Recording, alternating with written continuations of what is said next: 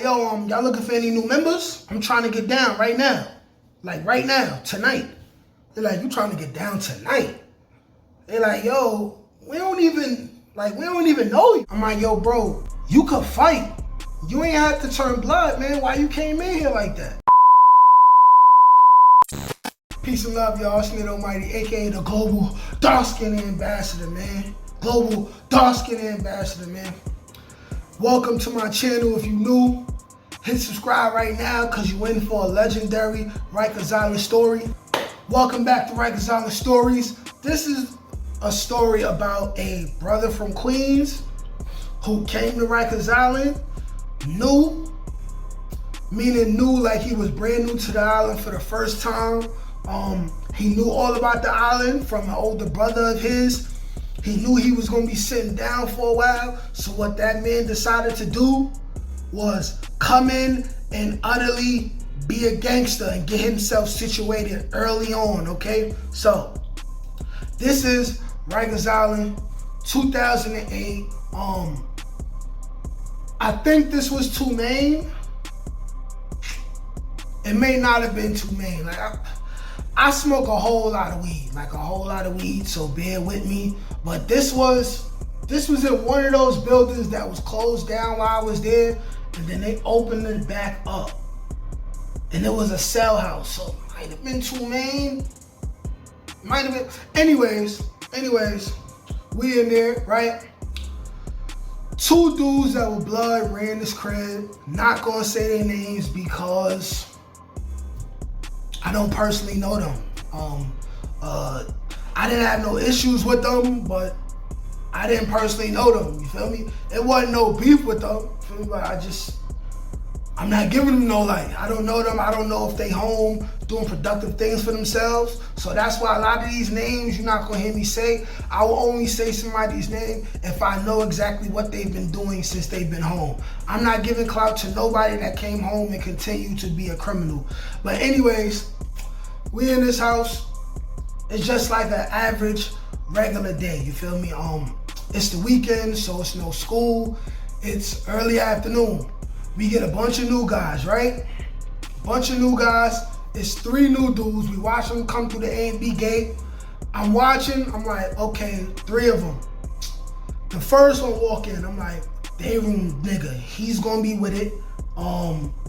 The second one walk in, I'm like, he gonna try to act tough, but he gonna end up being the day room dummy too. And then there's a third one that walk in, and I'm looking at him, I'm like, not a super like giant size dude, pause. I mean physique wise. Not the biggest physical threat, but however, the brother did look athletic. He wasn't a smaller dude.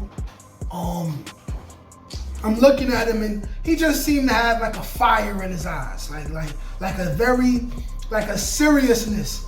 And when I say seriousness, I mean this, you know what I'm saying? Like I do a lot of like comparing a lot of things that happen to me on Rikers Island, and like I compare the rivalry between the Bronx and Brooklyn as like Vegeta versus Goku. So here's another Dragon Ball Z reference.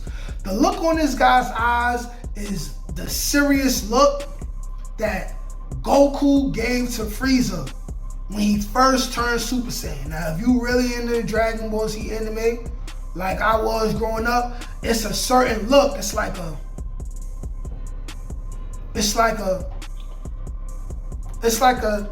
seriousness in his face, you know what I'm saying? And I'm looking at him, I'm like, this one right here, different, man. This is a different type of dude. This is definitely a different type of dude right here. You feel me? And at this current point in time, this is at that middle towards the ending phase of me being in Rikers Island, where I already been in the box and I'm reading a ton of books at this point. You know, it started with the autobiography of Malcolm X. Then it was Behold the Pale White Horse. Then I got into reading the 48 Laws of Power and the Art of Seduction, and I started reading the Browder Files and stuff like that, you know what I mean? So I built enough of a reputation to where if I enter a cell house or dorm and the dudes that ran the crib already knew me from my previous time on Rikers Island, or maybe they was in the same classroom as me in school or something like that, or maybe we already oppressed some other people together. I was already at a point where if they already knew me and I showed up, you know what I'm saying, I'd be just as good as anybody else. And I come to expect that most places I went. This place where I was in at the current point in time, this was another place like that. But like I said, this brother had a different type of look in his eyes. And me, as somebody who wasn't participating in the oppression, I could already tell, because this wasn't my first rodeo. I'm like, this dude's gonna be a problem for them. He's either gonna come in, right, roll with the rush, or he's gonna come in and be a problem. He's liable to come in here and turn off the TV. But is he gonna do that? Because he looked like he knows something about the island. Is he gonna come in here, turn the TV off, make himself a problem, get jumped out the house, or is he gonna be more strategic with it, you know? So all three dudes, they go through the A&B gates, they empty their stuff out, right? I mean, not they empty their stuff out, but they set their cells up, they put their bags down, boom. All three of them come into the day room. Now, to my surprise, well, not surprise, well, see, the first dude that I already stated, he comes in, he sits right down. The second dude, who I said is trying to look tough, but in all the reality, he's shook, he's scared. He comes in, he stands up, right? Cause mind you, you a day room dummy, and you not allowed to like be tough. You gotta immediately go sit in the back. You feel me? The two back iron tables, they call it the iron horse, or they call it the dick. You gotta sit on the dick, right? So he's standing up in the back, and he was looking tough for a little while, and then the softest dude out of all the other dudes on the team, you know what I'm saying? Like the crash dummy, you know what I'm saying? He comes and he presses him. He like, yo, listen, I'm gonna only tell you this one time. You sit down, you give up the commissary, you give up the phone calls, you clean up when we tell you to clean up, or we're gonna kill you in here. Simple as that. You not tough and you not banging nothing. Just sit your ass down. He ends up doing a little face, and then he sat down. And to my amazement, I thought we'd at least take him to get smoked one time, you feel me? I'm looking back at it, I'm like, damn, he just got questioned and just sat down. I'm like, all right, cool, whatever. The other dude now, he walks in, but he doesn't turn off the TV. He doesn't automatically, you know what I'm saying, do nothing brashful. He doesn't like try to pop it off to get spanked out the crib. He does something that I only seen once. What this brother does is he immediately walks up to what's clearly the two dudes that ran the house. Mind you, they were surrounded by 3 or 4 of the other dudes that's on the team, right? Under them in the hierarchy.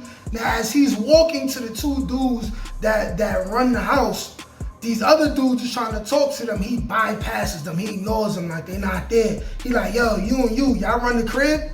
He like, yeah. He like, yo, what y'all banging? So mind you, these brothers is blood, right? They like, word? He like, yo, y'all looking for any new members? I'm trying to get down right now. Like right now, tonight. They're like, you trying to get down tonight? They're like, yo, we don't even know you. Like, you know what I'm saying? They're like, yo, where you from? He like, I'm from Queens. They're like, yo, so you know such and such. They naming a couple dudes from outside of the town, you know what I'm saying? And it just so happened that one of the dudes that ran the house, he was cool with somebody who the new guy claimed to be like his cousin or something like that. But y'all know black people, we'll say anybody our cousin, anybody our brother, if we love him. It's just as simple as that. So that didn't really change nothing. But he was like, hey, yo, listen, it's a protocol, man, this, that, and the third. Like, you sure you want to do this? Like, you can get hurt behind this. You know what I'm saying? Period. You can get hurt behind this. He like, yo, listen, man, I'm trying to get down. Like, what's up? Like I'm trying to come home. They're like, yo, you serious? They serious. You serious? He like, yeah. Like, how many times I gotta say it? Like, I bet we gonna give you a shot. But before that, we gonna go to law library and we gonna do a little bit of research on you. And if you ain't known in here to be no rat, if you wasn't already crip before you came in here, you good, right? So, boom. A couple hours pass, they go to law library, they come back. They like, all right, dude, we did some research on you. Nobody knows you like that in here, but at the same time, nobody knows you to be a rat. And I feel like you kind of tough, so this is what we gonna do. You wanna come home tonight when the CO is doing a tour down the cells? I keep forgetting what it was called. It's SPA check. But anyways, I stated this before, how a lot of stuff goes down when the CO goes down the corridor. That's when a lot of fights happen because there's no CO that's right next to the fight. So if the CO is not allowing the inmates to fight, then she or he can hear it, run up, press the SPA button, get the turtles to come. Or if they know a fight is gonna happen, they can walk and take a couple extra minutes to let the fight go down. And then come back up and see what's going on and see if it's too serious or whatever. Cause they was down to let fights go down, especially the men, as long as nobody got too hurt or too bloody and they had to do paperwork. But anyways, they're like, all right, so listen, you good. What's gonna happen is when the CO is doing their thing, walking down the hallways, checking in the cells, the homies is gonna jump you in. It's gonna take 31 seconds, man. You ready? Once you agree to do this, you gotta do it. Are you ready? Are you ready? You know what I'm saying? Mind you, I'm speeding this thing up. It's a whole lot more intricate things, a whole lot more like stuff that I wasn't able to see or hear because I'm not blood, right? I'm just a dude that's good. I'm not blood. I stayed out of the politics, you know what I'm saying? So I'm speeding this shit up, you know what I mean? But they told him like, hey, listen, soon as the CO start walking down there, we gonna wait 10 seconds, and then the homie is gonna count down from 31. You gotta fight. You can't back down. You can't just go in the corner, or we just gonna spank you out of here. He like, I bet. So boom, the CO start walking. They do their little count for a couple seconds, and then they go into the corner where it's hard to be seen, and then they just start getting it.